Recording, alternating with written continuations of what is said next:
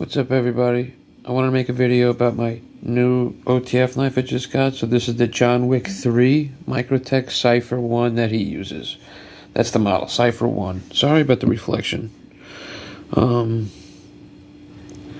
So there are no markings on this one,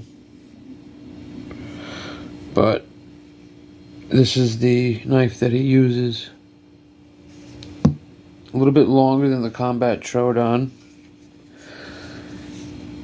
Very cool glass breaker. Very smooth deploy, and just an overall good clone.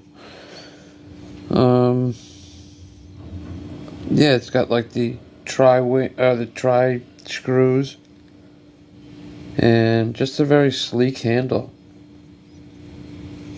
Very nice. So, like and subscribe for more.